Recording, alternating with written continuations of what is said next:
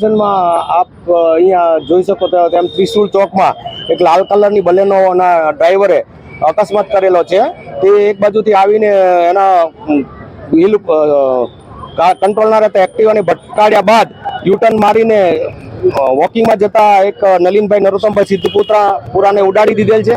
તેમનું ડેથ થયેલ છે અને ત્યારબાદ પણ આ બાજુની દુકાનમાં અથડાવતા ત્યાં આગળ બેઠેલી બે બહેનોને ઈજા થયેલી છે, જેમાં એક કુમકુમબેન કરીને છે જે ડારડી કોલેજમાં અભ્યાસ કરે છે અને અહીંયા વાહનની રાહ જોઈને બેઠા હતા. તો ટૂંકમાં એક વોકર વાળા નલિનભાઈ નરોત્તમભાઈ સિદ્ધપુરાનું ઉડાડતા એનું ડેથ થયેલ છે અને કુમકુમબેનને ઈજા થયેલ છે. સાહેબ, આ આરોપી કોણ હતો, શું નામ હતું અને ગાડી અહીંયા છે, ગાડીનો નંબર મળી ગયેલ છે અને એના પરથી આરોપી કોણ છે અને ગાડી કોની છે તેની શોધખોળ હાલમાં ચાલુ છે. અંદરથી કઈ મળ્યું છે સાહેબ?